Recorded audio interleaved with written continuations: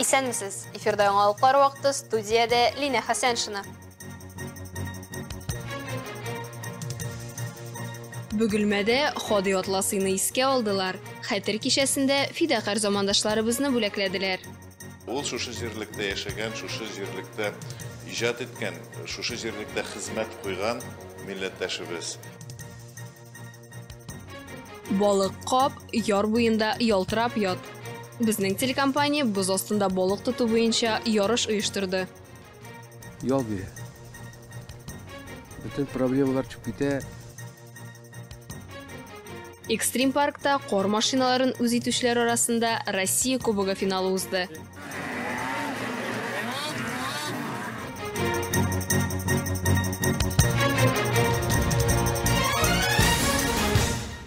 Бөгелмәдә татар мәдәнияте үзәгендә елдагыча Ходи атласыны искә алып, хәтер кичәсе оештырдылар. Чарада фидакар укытучыларны мәгърифәтче исеменә лаек булучыларны бүләкләделәр. Милләтпәрвәр исеменә хезмәттәшебез Айгөл Шәрәфиева да лаек булды. Тулырак алдагы сюжетта. Бу күркәм традиция татар зыялыларының күренекле вәкиле, мәшһүр татар тарихчысы, галим, педагог, шәхес культы корбаны булган Ходи атласыны ел сайын искә алалар. Чараны аның исемендәге хәйрия фонды оештыра. Татарның бөек шәхесен һәм аның көрәштәшләрен искә алу кичәсендә Бөтендөнья татар конгрессы әһелләре, мәгариф һәм фән министрлыгы вәкилләре, галимнәр, фән эшлеклеләре, язучылар катнаша. Бүгенге көндә татар милләте менә шушындый хәләттә, шушындый үсештә икән, Россия дәүләтендә иң алга киткән мәгърифәтле, мәдәниятле халыкларның берсе икән. Монда бит Ходи атласының да роле бик зур. Ул шушы җирлектә яшәгән, шушы җирлектә иҗат иткән, шушы җирлектә хезмәт куйган милләттәшебез. Ул да безнең кебек үк янып киеп йөргән, үзенең халкы, үзенең иле турында кайгыртып. Быел Ходи атласы исемендәге иҗтимагый фонд мәгърифәтче исемен җыен татар телен һәм мәдәниятен саклау һәм үстерү фонды җитәкчесе, танылган шәхесләр сериясеннән китаплар чыгару белән шөгыльләнүче Фуат Мәгъфур улы Рафиковка тапшырды. Шәхесләребез милләтнең йөзе. Чөнки синнән сорасалар, син нинди милләтнең баласы дисәң, син тизеп китәсең шәхесләреңне. Шуның өчен киләчәктә дә исәнлек саулыкта Ходай насыйп итсен эшләргә. Милләтпәрвәр затларны Ходи атласы хәйрия фонды Бөтендөнья татар конгрессының бөгелмә бүлеге җитәкчеләре тәбрикләде. Чара концерт программасы белән бәйләнеп барды. Ходи атласы фонды Бөгелмә шәһәрендә 1996 елдан бирле эшләп килә. Бу фондның төп оештыручысы Ходи атласының улы Угыз абый Атласов. Фонд беренчедән татар халкының телен, мәдәниятен үстерү, татар тарихы турындагы белемнәрне барлау, туплау һәм шул тарихи белемне балаларга тапшыру, киң җәмәгатьчелеккә таратуны максат итеп куя. Чарада милләтпәрвәр затларны, фидакар укытучыларны, фидакар тәрбиячеләрне һәм ихтиҗатлы укучыларны да билгеләп үттеләр. Бу бүләкне алу минем өчен бик зур дәрәҗә. Рәхмәт барсына да. Ходи атласы үз заманының тарихы булып торса, хәтер кичәсенә, Ходи атласы экспедициясенә килүчеләр исә инде үзләре бүгенге көн тарихының яңа битләрен язып, вакыт сулышын буыннарга тапшыручылар. Айгөл Шәрәфиева, Зирак Сәйдкулов, яңалыклар вакыты, Лучанмә телекомпаниясе. Ватанпәрвәрлек, туган илгә тугрылык шәхеснең гамәле белән раслана торган төшенчәләр. Мисал өчен Пенза рәссамы Дмитрий Сысоев үз иленә гашыйк иҗат вәкиле. Ул рәсемнәрендә бөек, зур илебезнең матурлыгына дан җырлый. Алар белән әлмәтлеләр дә таныша ала. Язның беренче көнендә калабызның картиналар галереясендә Дмитрий Львовичның шәхси күргәзмәсе ачылды. Аны Рәдифә Ногманова да күреп кайтты.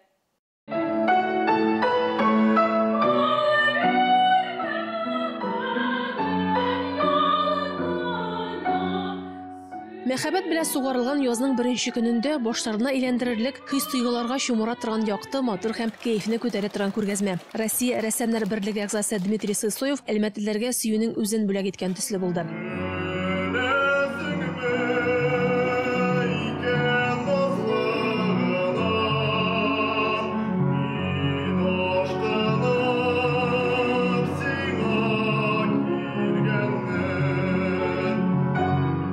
Дмитрий Львович картиналар галереясына килгәннәрне үз хезмәтләре белән үзе таныштырды. Кайсы картина кая язылган, нинди истәлекләр белән бәйле, бер сүз белән әйткәндә, бу туган илебез буенча иҗади тарихи сәяхәт кылганга тиң булды. Острова, там охотники, там острова. приезжают. Ак диңгез буе яры, Урал таулары, күренекле Крым һәм әлбәттә инде авторның туган ягы Пенза өлкәсе. Әлеге картиналарны күргәннән соң күңелдә Россия белән горурлану һәм илебез белән соклану хисе тагын да көчәя. Безнең илебез чыннан да матур, безнең илебез чыннан да киң һәм ул илһамландыра белә. Көзен, кышын, язын, җәен илебезнең төрле почмакларын сүрәтләгән автор картиналарына җанын салган. Менә вазадагы сиреннәр хуш исләрен таратып майны ашыктыра. Менә тау битендә утырган ялгыз йорт җәйге диңгез буена чакыра. Дело в том, что я за границу-то ездил, и чем Минем чит илдә булганым булды, шулай да кайткан саен үз ватанымның матурлыгына соклануым арта гына бара. Мин үз илемне тагын да ныграк ярата башлыйм. большим патриотом, чем был до этого. Дмитрий Сысоев үз әсәрләрен урынга чыгып яза. Күренешләрне табигый яктыртуда тасвирлау процессы белгечләр телендә пленэр дип атала. Әнә шундый пленэрлар вакытында Дмитрий Сысоев төбәгебез рәссамнары белән таныша һәм алар чакыру буенча республикабызның Нефтьчеләр башкаласына килә дә. Если честно, позавидовала белой завистью, что Дмитрию Львовичу удалось побывать. Дөресен әйткәндә, мин Дмитрий Львовичка соклану белән карап тордым. Ул иҗат итү максаты белән илебезнең яртысын йөреп чыккан. Үземә дә шундый максат куеп, иң матуры булган туган ягыбызны күреп кайтырга иде дип уйладым. Самой тоже поставить такую цель и проехаться по нашей красивейшей стране. Күргәзмә март азагына кадәр эшләячәк. Картиналар галереясы һәр вакыттагыча иртәнге 9-дан кичке 5-кә кадәр, сишәмбедән шимбәгә кадәр ачык. Рәдифә Нугманова, Раил Латыпов, яңалыклар вакыты Луч Әлмәт телекомпаниясе. И вот речка там, знаете, как называется? Чурьига. Чурьига. Речка с этим названием. Тагын бер күренекле рәссам, укытучы Санкт-Петербургтан акварель техникасы остасы Татьяна Анисимова исә төбәгебезнең рәсем сәнгате укытучылары һәм укучылары белән тәҗрибә уртаклашты. Остахана Әлмәтнең беренче балалар сәнгать мәктәбендә узды. Белгечләр фикеренчә, акварель техникасы рәсем сәнгатендә иң катлаулы техниканың берсе булып исәпләнә. Шушы техникада дөнья күләм танылган Татьяна Анисимова бу юлы үзенең остаханасы белән Әлмәткә килеп иреште. И нам последнее осталось сделать. Это важный момент. Кайтик черный. Санкт-Петербургның акварелист җәмгыяте Россиянең рәссамнары берлеге әгъзасы булган Татьяна Борисовна Анисимова әлеге техника турында озаклап сөйли генә түгел, барлык нечкәнлекләрен күрсәтеп язып та бирә ала. Оста үзе аны хисләр өйрәнмәсе белән чагыштыра. Это техника, которую изучают и в художественных школах. Мы все с ней каким-то образом сталкиваемся. Әлеге техниканы барлык сәнгать мәктәпләрендә дә өйрәнәләр. Аның белән барлык рәссамнар да таныш. Тик әйләнеп кайтырга яратмыйбыз. Бу катлаулы техника, анда ялгышырга да ярамый. Ялгышмыйча эшли торган рәссамнар да юк. Бу аның тәмен дә, аның катлаулылыгын да ачып сала. Ее прелесть, ее сложность. И вообще самое главное слово акварелиста — это кураж. Калабызның беренче сәнгать мәктәбендә узган остахана әнә шундый иркен һәм рәхәт форматта узды да инде. Җомга көне башланган очрашуда кичке мәктәптә укучылар шимбә балалар, якшәмбе исә укытучылар җыелган иде. Араларында Лениногорск, Бөгелмә, Ярчалы укытучылары да бар. Бөгелмәле Рөстәм Хәбиров кечкенәдән рәсем ясаган, һөнәрен дә сәнгать белән бәйләгән. Бүген дә үсүеннән туктамый. Шул исәптән остаханалар ашады. Ее работы всегда вдохновляют, удивляют, завораживают. Сегодня посчастливилось посмотреть, как этот мастер работает вживую, и я в шоке, под впечатлением просто пребываю. Вот. И я очень рад, что она приехала сюда к нам, в Татарстан, в Альметьевск. Это очень далеко, конечно, но был счастлив просто. Әлеге очрашу Санкт-Петербург каласында бара торган яшь рәссам программасы кысаларында мөмкин була. Мы вывозим наших ребят на акварельные мастер-классы, на... Без укучыларны акварель, гуаш, темпера техникасы буенча остаханаларга алып барабыз. Пластик анатомия курсларын узабыз. Әлбәттә, инде Санкт-Петербургта уза торган пленэрларда катнашабыз. Бу укучыларның да, укытучыларның да зур хыялын тормышка ашыра. И пленэры. Очень шикарные пленэры в Санкт-Петербурге. Это просто мечта и педагогов. Татьяна Анисимова дәрес бирүдән тыш калабызда иҗат өчен тудырылган шартлар белән танышуны сөйләде. Татнефть компаниясе төзекләндереп калабызга бүләк иткән балалар сәнгать мәктәбенә зур бәя бирде. Рәдифә Нугманова, Рафаэль Сафин, яңалыклар вакыты Луч Әлмәт телекомпаниясе. Башка темаларга. Ял көннәрендә Әлмәт шәһәр күлендә боз астында балык тоту буенча балыкчылар ярышы узды. Аны безнең телекомпания оештырды. Катнашучылар арасында хәвәскәрләр генә түгел, үз эшенең чын осталары да бар иде. Иң күп балык кемгә ширткәнен Алсу Нуриева белә. Первая десятка. Кто в первой десятке Балык кап яр буенда ялтырап ят, дип шаяртып кабатлады ярышка килүчеләр. 10 яшьтән алып 76 яшькә кадәр 46 катнашучы биредә бәхетләрен сынап карарга булды. Турнирны оештыручылар һәр ярыш саен катнашучыларның саны арта баруын билгеләп үтте. Луч телекомпаниясе традицион рәвештә боз астында балык тоту буенча бу ярышны үткәрә. Біз бу хакта мөмкин кадәр күбрәк игълан иттек. Бүген күп кешеләр җыелды. Аларга бик зур рәхмәт. Здесь не только сами рыбаки, но и с ними, рядом с ними. Бирегә балыкчыларына түгел, аларның гаиләләре дә килде. Хатыннары, балалары. Бер гаиләдән 5-6 кеше. Балык төрлечә. Кемгәдер ширтә, кемгәдер ширтми. Шундый матур көндә иратларыбызның диван өстендә түгел, ә шулай боз өстендә җыелуы бик шатландыра. Не на диване. Вот это уже большой плюс. Балык тотарга 2 сәгать вакыт бирелде. Ярыш башланып 5 минут үтте микән, боз өстендә беренче балык. Аны Рауль Хәйруллин тотты. Аның артыннан Азат Бикмурзин да калышмаска тырышты. Бирегә ул оныгы Солтан белән килгән. Аның сыман вакытта 5-6 яшь тирәсендә үзем дә балык тота башладым. Бүгенгә кадәр вакыт булганда балык тотарга чыгам ди ул. Шир, әйбәт шир ул. Балык. Кеше балыкта утырып ял итә бит ул. Ял бирә. Bütün проблемалар чыгып китә. Аның балыгы да сток инде. Кеше аптырыня шуны карап кенә утта дип.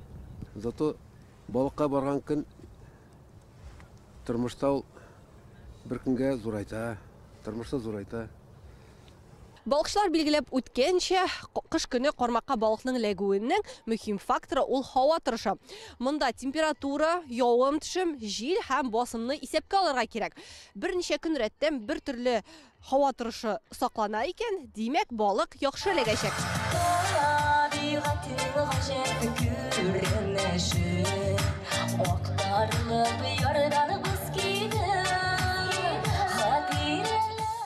Бу вакытта яр буенда концерт программасы оештырылган иде. Җырчылар арасында өлкәннәр дә, яшь башкаручылар да. Кунакларны Юлия Бондаренко, Илмир Сәхәбетдинов, Лейсен Галиева, Альбина Гайниева, Голос вокаль студиясы, Рейля Сулейманова, Эмир Авзалов, Вячеслав Климин һәм Алексей Волков үзләренең чыгышлары белән сөендерде.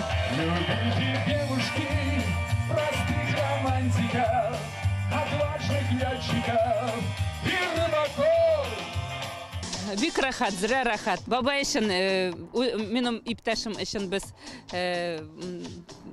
побалет итәргә килдек. Без Чаллыдан килдек. Иртән машинага утырдык та килеп җиттек. Менә безнең бәбәй дә бар, ул да балет итә баба өчен. Бик ошады.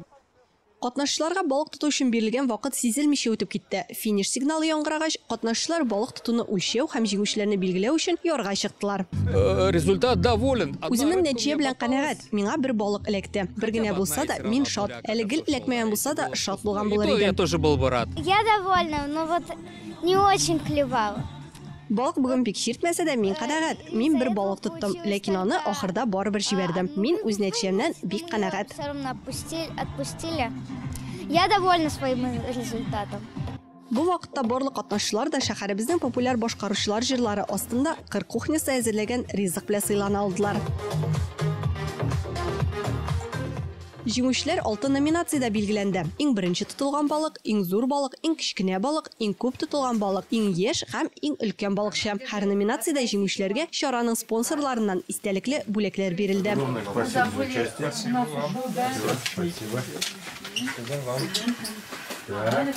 Алсу Нуриева, Рафаэль Сафин, яңалыклар вакыты, Луч Әлмәт телекомпаниясе.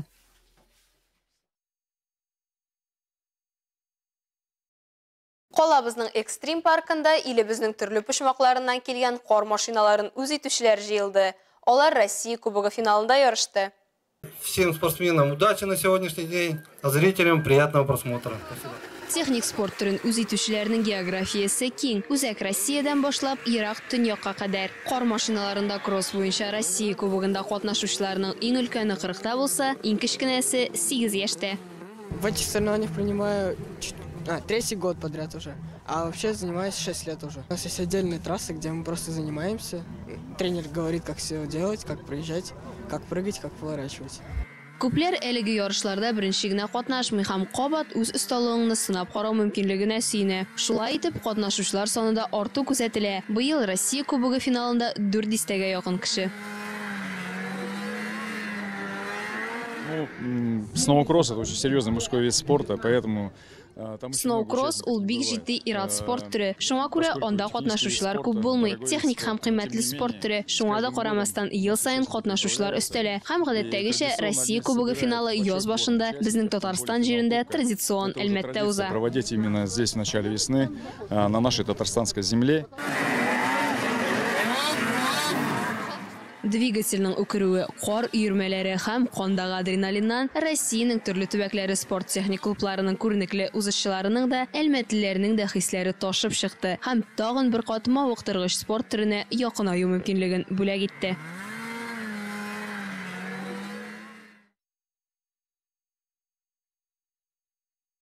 Зур спортка юл әтияне мисалынан башлана. Шуны исәптә тотып, илебездә кайчандыр ярый суык популяр булган хезмәткә һәм оборонага әзер агымын торгыздылар.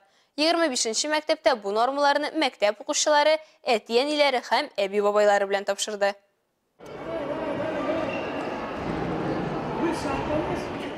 Балалар әти-әниләре үрнәгендә тәрбияләнергә тиеш дип саныйлар биредә. Шуңа күрә төрле ярышларда өлкәннәрне дә катнашырга чакыралар. Хезмәткә һәм оборонага әзерлек гаилә фестиваленә дә зур бер гаилә булып җыелганнар. Барлыгы 32 команда. Различного возраста участники у нас есть и дедушки, и бабушки. Катнашучылар төрле яшьтә, әби-бабайлар, нәниләр дә бар. Иң зур гаилә 8 кешелек, иң өлкән катнашучыбызга 63, иң кечкенәсенә 4 яшь. 63 года, самый молодой 4 года. Мотыйгулиннар фестивальгә бергәләп килгән. Әти-әниләре кечкенә әниләре белән мәктәптә укучы 3 кызына җаната. Кызлар кечкенәдән спортта барлык чараларда да актив катнаша. Үзебезне спортка бик якын күрәбез инде. Әти-әнибез дә бик спортсменнар дип әйтсәк тә була инде. Кечкенә вакыттан ук безгә бу любовь к спорту өчен прибили безгә. Вот. Сез бүген ничек катнашасыз? 3 кыз туган. Әйе, минем сеңләрем, мин бергә бөтен дисциплиналарда катнашып, беренче урын алырга җыенабыз инде була инде. Фестивальдә катнашучылар үзләренең физик әзерлекләрен сынап 4 төрдә карый алды. Фестивальдә катнашучылар үзләренең физик әзерлекләрен 4 төрдә сынап карый алды. Хатын-кызлар өчен иң авыры бирелгәне идәннән этелү булса, иратлар сыгылмалыкта бераз калышты. Әлегә гаиләләргә карап, мин дә үземнең физик сыйфатларны сынап карыйсы иттем. Хәзер мине сыгылмалыкта тикшереп карыйлар. Әз генә каушыйм. Тырышып карыйбыз.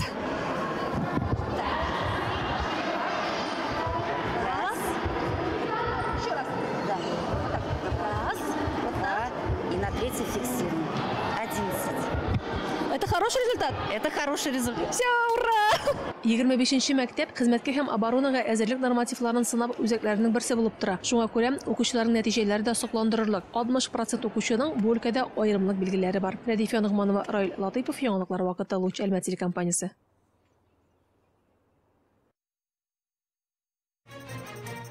Әлегә шулар, мин Лина Хәсәншин һәм монтаж операторы Динара Гайнетдинова сезнең белән сау булашабыз. Исән-имин булыгыз.